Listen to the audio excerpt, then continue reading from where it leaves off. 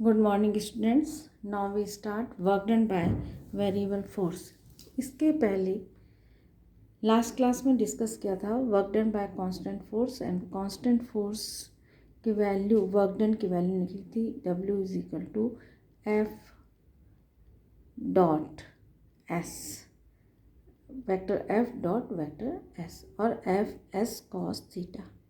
इस समय फोर्स जो था वो कांस्टेंट था। जैसे एग्जांपल, यदि यहाँ पर कोई ऑब्जेक्ट है और उस ऑब्जेक्ट पे हम 5 न्यूटन का फोर्स लगा रहे हैं, तो होल डिस्प्लेसमेंट में हम उसका फोर्स की वैल्यू को चेंज नहीं करेंगे, 5 न्यूटन का फोर्स ही एक्ट होगा।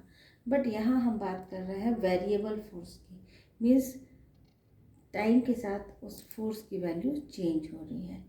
तो work done by variable force, a body में move under the effect of force whose both magnitude and direction may be changing। अब इसको वर्क डन कैलकुलेट करना है। कैसे करेंगे? इसके 2 मेथड्स हैं। First calculus method and second जो है वो है ग्राफिकल मेथड। तो फर्स्ट अपन डिस्कस करते हैं कैलकुलस मेथड।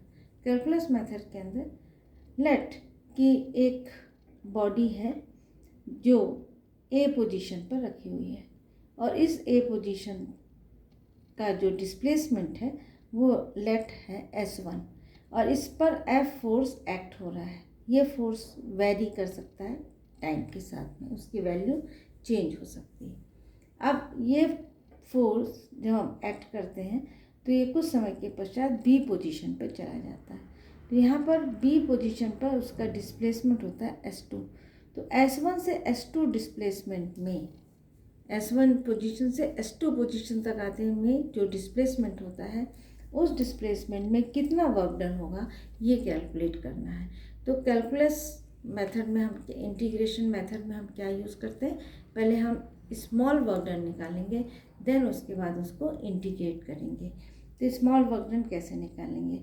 लेट यहाँ पर हमने 2 पॉइंट चूज़ किए हैं P और Q, जो कि बहुत ही नियर हैं, एक दूसरे के बहुत पास हैं, और उस समय डिस्प्लेसमेंट है DS और इस पर जो फोर्स एक्ट हो रहा है, एवरेज फोर्स, वो एक्ट हो रहा है F।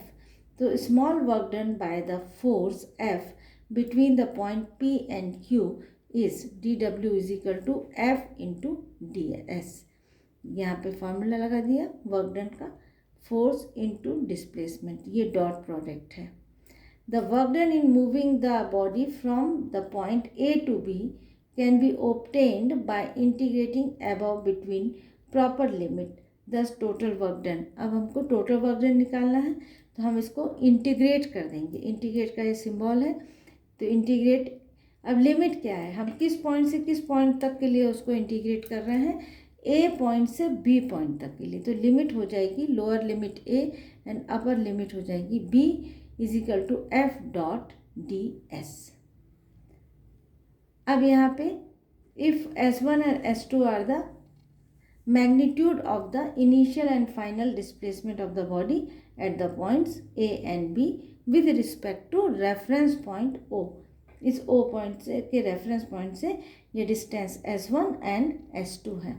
तो ये लिमिट A टू B किस में कन्वर्ट हो जाएगी, जो उसकी एक्चुअल वैल्यू पर। तो S1 से S2 FDS, ये इंटीग्रेशन का सिंबल है। अब यहाँ पर हम F dot DS equal to होता है FDS कॉस थीटा, हम लिख सकते हैं F cos theta DS। If theta is equal to 0 then cos 0 is equal to 1, तो फॉर्मूला आ जाएगा FDS। हम एक कंडीशन रख लेते हैं कि जो फोर्स का डायरेक्शन और डिस्प्लेसमेंट का डायरेक्शन सेम है। अब यहाँ पर फॉर्मूला आ गया W is equal to S1 to S2 FDS। इस फॉर्मूले से हम टोटल वर्क डन कैलकुलेट कर सकते हैं फॉर वेरिएबल फोर्स। इसका यूज़ कैसे होता है, एक एग्जांपल देखते हैं। न्यूमेरिकल में इसका यूज़ कर सकते हैं। A particle moves along the x axis from x0 metre to x is equal to 5 metre under the influence of a force given by F is equal to 7 minus 2x plus 3x square, find work done. अब यहाँ देखो, ये force की value very कर रही है, 7 minus 2x plus 3x square. यदि हम x की वैल्यू 0 रख देंगे तो यहाँ पर f इक्वल टू 7 आ जाएगा। यदि x की वैल्यू 1 कर देंगे तो 7 माइनस 2 प्लस 3, तो 7 प्लस 3 10 माइनस 2 8, तो यहाँ पर 8 न्यूटन फोर्स आ गया। तो यहाँ पर फोर्स की वैल्यू वेरी कर रही है। तो ये फोर्स की वैल्यू गिवन है और डिस्टेंस गिवन है 0 मीटर से 5 मीटर। तो यहाँ पे फॉर्मूला हो जाएगा W is equal to F D S. F की जगह रख देंगे 7 minus 2x plus 3x square into D X. Limit हो जाएगी 0 टू 5 मीटर, क्योंकि यहाँ पे x की 0 है और दूसरा x जो है वो 5 मीटर है। तो lower limit 0 and upper limit 5। अब इसको सॉल्व करने के लिए इंटीग्रेशन मेथड यूज़ करेंगे। इसको अपन ब्रैकेट को ओपन करेंगे तो 7 into D x minus 2x D x plus 3x square D x. Integration कर दिया। अब यहाँ पर क्या होगा 7x, इसको इंटीग्रेट करेंगे। 7 dx का इंटीग्रेशन क्या होता है, dx का इंटीग्रेशन होता है x एंड x dx का इंटीग्रेशन होता है x square divided by 2। x square dx का इंटीग्रेशन होता है x क्यूब डिवाइडेड बाय 3। ये इंटीग्रेशन में आप पढ़ चुके हैं। तो यहाँ पे 7 dx का इंटीग्रेशन x, फिर यहाँ पर 2 कॉमन निकाल लिया एक्स स्क्वायर बाई 2, फिर उसके बाद 3x क्यूब बाई 3। इस तरह से यहाँ पर अपन ने इंटीग्रेशन कर दिया और लिमिट लगा दी 0 टू 5। इसको सॉल्व किया। 7 x की जगह पे लिमिट रखेंगे, x की जगह लिमिट रखेंगे 5 माइनस 0, फिर माइनस 2 को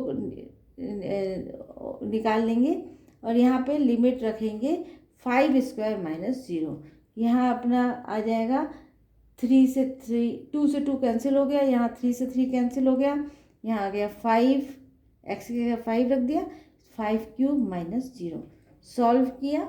7 इंटू 5 35, 5 स्क्वायर 25, यहाँ हो जाएगा 5 क्यूब 125। 5 स्क्वायर के सामने माइनस है तो यहाँ माइनस हो गया। इसको सॉल्व किया, आ गया 135 जूल। तो इस तरह से ये इंटीग्रेशन के न्यूमेरिकल्स एग्जाम में आते हैं, इसकी आप लोग प्रैक्टिस करना।